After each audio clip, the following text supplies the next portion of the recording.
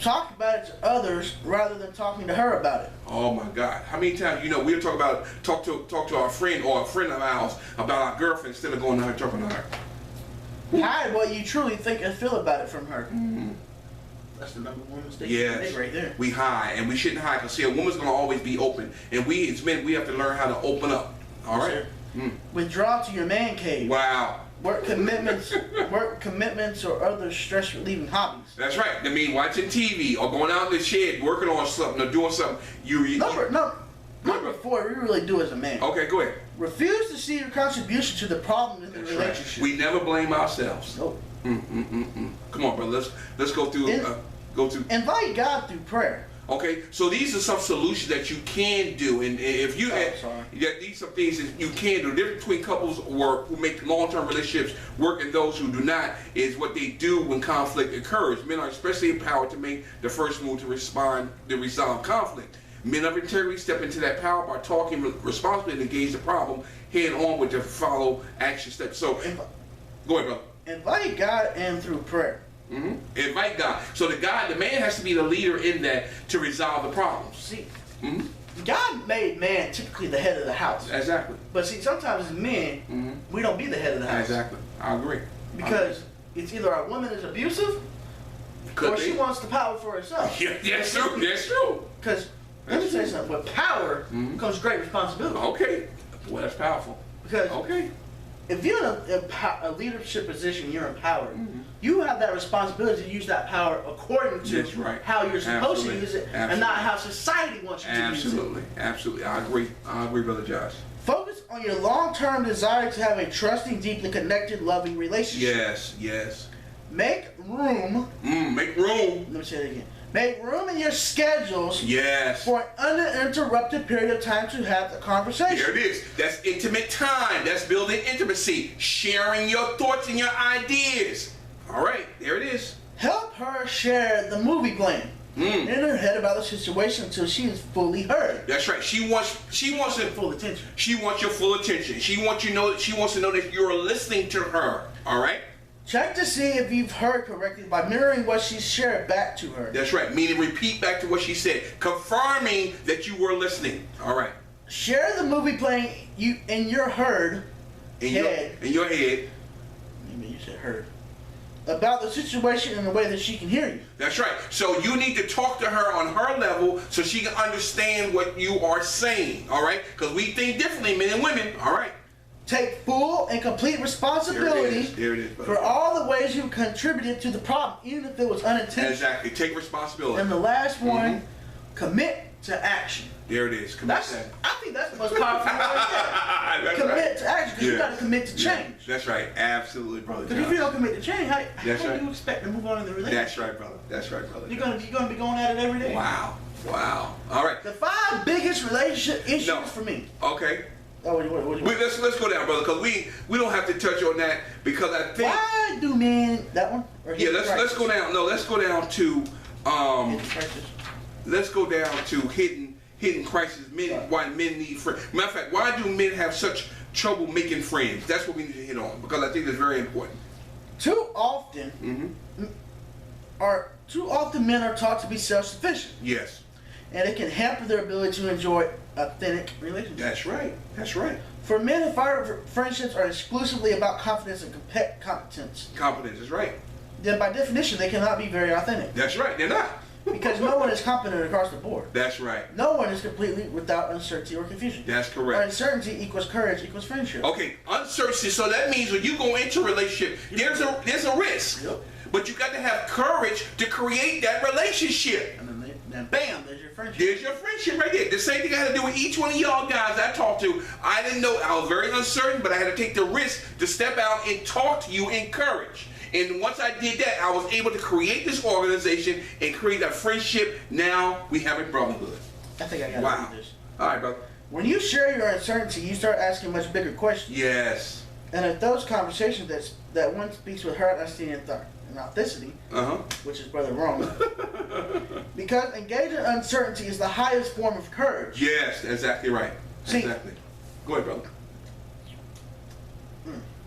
That's a powerful one right here. See, God spoke through you to talk to me. Yes. But see, you didn't know how I was going to react. I didn't know. So therefore, you had to take the first step of courage by approaching me. Yes, I did. I had to. But now, as you said at the beginning, we got that Philos love. That's right. That's right. You can come to me with anything. I come to you with anything. That's right. It's gotta, men, if you're in a relationship with women too, it's gotta be a 50-50. Yes. There's no way across the board that it can work without you bringing something and her bringing something to the table. Yes. Because if you're not bringing something and she's not bringing nothing, your relationship is not going to work. It's not going to work. It's going to fail every single time. That's right. That's right. Every time. I don't care who you are. All right, Brother Josh, continue on. Hidden crisis. No, let's go down. Let's run. Okay, that's fine. That's fine. Let's go down. Hidden crisis. That's fine. Mm-hmm. Hidden crisis. Men need more friends. Yes. Men aren't making the same kinds of intimate friendships that many women have, but they want to. They want to, but we. Lisa Wade. That's right. Of all the people in America, adult white heterosexual men have the fewest friends. Yes. It's true. Sad to say, but it's true. Yes, it is true.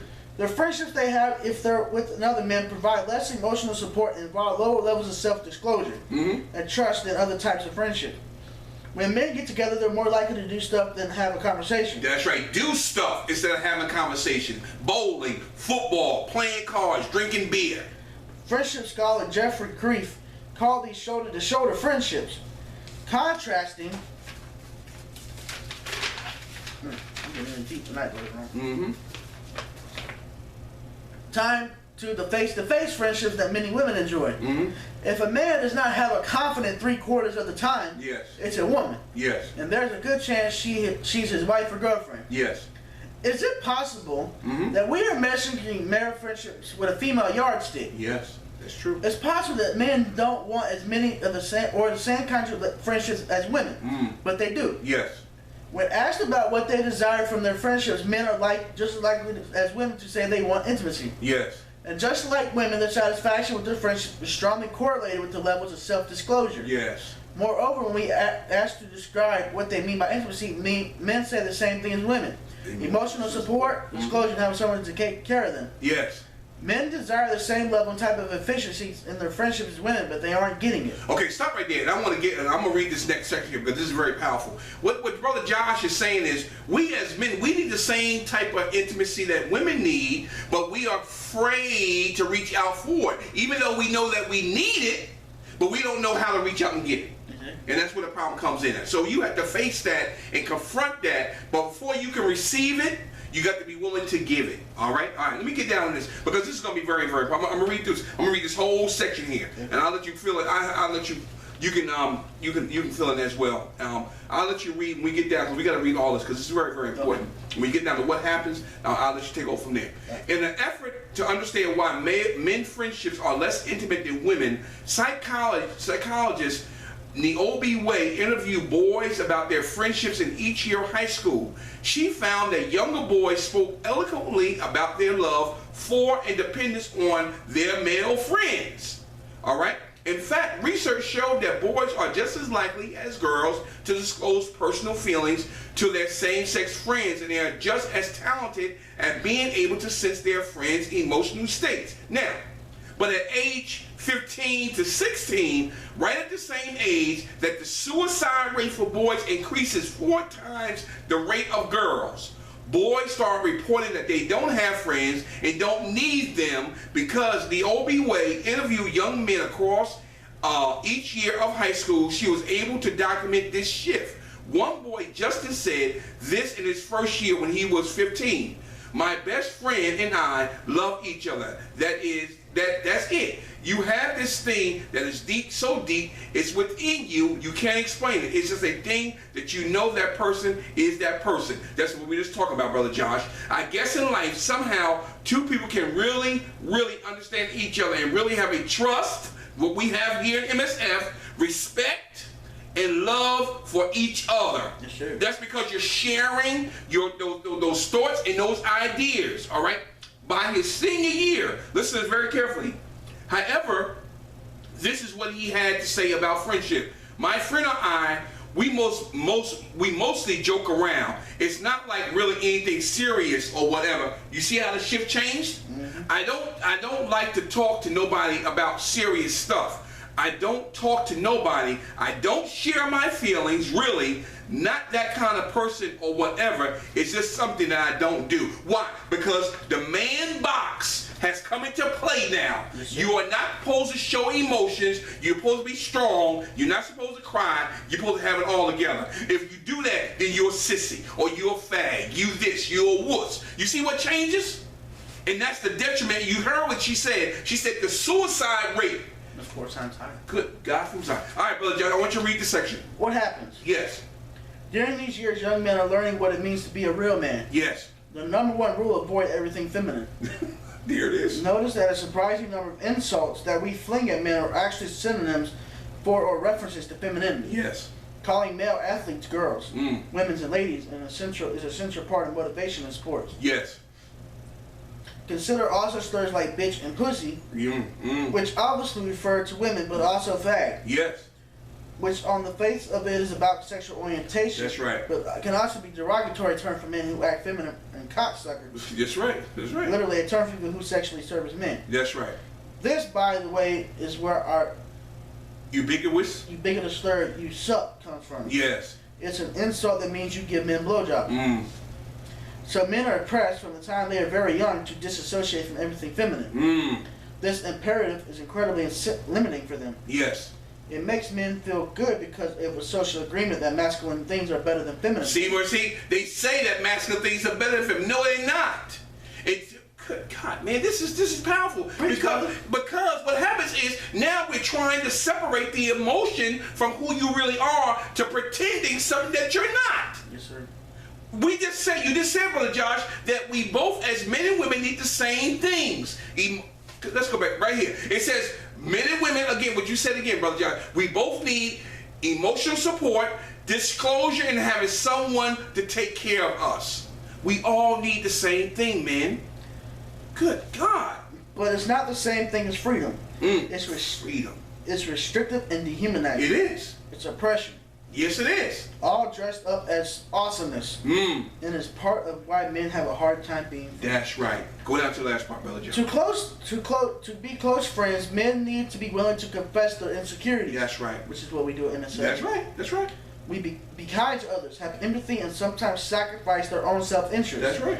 Real men, though, are not supposed to do these things. Yes. They are supposed to be self-interested, competitive, non-emotional, strong, with no insecurities at all, and be able to deal with their emotional problems without help. Yes. Being a good friend, then, as well as needing a good friend, is the equivalent of being girly. That's right. So that just tells you right there about the whole thing. We get ready to close this out, but this is good stuff, Brother Josh. This is some powerful things. All right. I'm gonna read it. Why do some men have commitment issues? Okay, we gonna get that in a minute. Yeah, men also have to find other men who are willing. Don't be willing to release your emotion if there's not another man there that's not going to condemn you. I had to break these brothers in. I had to pray a long time when I started talking. I didn't know what was going to be. I had to be willing for them to be willing. All right, to take the risk with them. Knowing who to reach out to isn't always easy, man. As men often wear a masculine guise or disguise, a mask that projects masculinity and hides the things about them that are disallowed. It is tough to know who to reach out, and it takes courage to do so. Yes. Complicating things further, men can feel threatened by the imitation of intimacy. That's right, brother. And strike back to protect their own guys. All right, let's go down to why do men have commitment. Why do some men have commitment issues? Yes. Women. Talk to the women. Yeah, I'm talking to you now, women. Women, if you're dating a guy who doesn't seem to want to take your relationship to the next level, yes, you are probably wondering, why do some men have commitment issues? Yes. Understanding the reason why your guy fails to commit will help you make the decision of whether you should stay in the relationship or move on. Yes. When thinking about the reasons why men have commitment issues, it's useful to look at the guy's past relationships with lovers, family members, and friends. Yes. The experience of these past relationships often affect future relationships, especially in the areas of commitment. All right, let's get down to some of these commitment issues. Number one, Fear of rejection. And that's one of the hugest ones right there. We Brother Josh is talking about his situation with the young girl, because we as men, we don't want to be rejected. No, if we're rejected, man, that sends us into depression. It could send us into rage. Yeah, it can send us rage, because we talking about that the guy that forgot his name. Who? The guy who wanted sex, but the girl wouldn't get to it, so he went and killed everybody. Oh, you talking about the guy out in California? Yeah. So we as men, our number one problem is we fear rejection. That's one thing we don't want. So that's where there's a commitment problem there, because we don't want the rejection. We don't know how to deal with the rejection. Fear of changing his ways. There it is. That's what we're talking about. Man in the mirror. Are you willing to change your ways? Don't try to persuade that woman to see it from your point of view. You come together as two. 50-50, sharing your ideas, sharing your thoughts. That's where the intimacy becomes an emotional bond. All right? Fear of failure. Fear of failure. We as men don't want, because if we fail, we feel that we ain't got, oh man. Yep. We ain't gotta explain it, brother, because we all know how it feels. It's a terrible feeling, brother. It is. It's a terrible feeling. Independence. We want to be independent. We think we got it going on. We can do it ourselves. But you need, men, that's one of our biggest problems, because we feel that we can do it on our own. We can't do it on our own. We need each other. And we also feel like we can do it better. Yeah, but we can't. Nope. I don't care what nobody says in this world. The things that you have achieved is because of somebody else. You ain't doing it on your own. Nope. So we as men, we need to learn how to depend on each other, and we can help one another better if we learn how to stop being so independent and learn how to deal with each other. When we learn how to work together as a team, we can be much more productive. Inability to share life. There we go back to those thoughts and sharing our experiences. You got to learn how to share, man. To learn how to be emotionally intimate with a woman, with your children, with other men. You got to learn how to share your experiences and be honest. Fear of an identity change. Oh my God, that's huge. Well, we men are definitely scared of identity change. Yes, because we don't really want people to really see our true selves. No, sir. So that's huge. All right, what's number 7? I already flipped the page now. All right, keeping options open, available. Some people who are always looking for the next best thing will not commit because they don't want to close the door on other opportunities. They don't want to settle down because they're always wondering if there is someone else better for them. So, but see, you got to learn how to make that commitment. You know, keeping options available, that's good. But also, you got to learn how to be who you are on the inside, so you can have that productive relationship with the person that comes along that's going to be right for you. Why men have a hard time communicating. All right, here we go. That's what we're gonna go through these. We're gonna go through these, brother. There are many factors that explain this. Not every man thinks the same way, and not every man will feel that way. Absolutely. I don't think I need to go any further. There are men who are great communicators, but in large, the general complaint from women is we never talk. Yes. So why is that? Yes. Well, there are several things that you might want to be aware of. Understanding the man's mentality. Yes. Will help you make things easier when you try to draw them out of it and communicate. We talk to you women. And number 1. And men. Men get close by shared experiences. They get shared experiences. When we talk about the basketball, the football, that's how we share experiences. But they have a problem with sharing the emotional experiences. That's where we create the problem at. When men would prefer to do something about the problem than talk about it. Oh. Convincing him there is a problem can be somewhat difficult. Yes, absolutely. Number 2. Emotions for men are expressed by their actions. I want you to explain that, Brother Josh. Read that. That's powerful. Ooh, brother. Emotions to a man are an outlet for action. All right. They get angry, and the anger pushes them to some sort of action. That's right. Like I said earlier, when we get pushed in that corner, we come out fighting. Absolutely. A man gets sad, he just wants to be alone. Yep. Or pretend it doesn't exist. That's right. A man gets depressed and seems to fall off the edge of the map. Yes. Rarely does a man seek to talk about it. He is looking for something to do about it, or it causes him to be lethargic and lazy. That's right. So that's where the drug addiction comes in, the alcohol abuse comes in. All that stuff comes in because the only way if he can't release it, he wants to do something to either To release it, or he'll do something to close it down and put it in that little box of his mind and try to shut it off. Men also express emotions more by symbolism. What do we mean by that, Brother Josh? A man may have a hard time saying I love you. All right. But his feelings of love may cause him to go out and get you some flowers. All right. Again, his feelings cause an action. Study a man's action and you'll get a sense of how he feels. Okay, but that could be deceptive at times too. Symbols for a man represent his emotions. They're very powerful. They are, if they're sincere. Yep. If they're sincere. Now, if he is going out to bring some flowers because he don't want to admit it's wrong and want to get back in good with the woman again, that's not really solving the problem, because you're not really facing your emotion. You're not expressing yourself. So that can create a problem. But also, on the other side, it could be a man that's really sincere. He wants to show his love and appreciation by doing certain things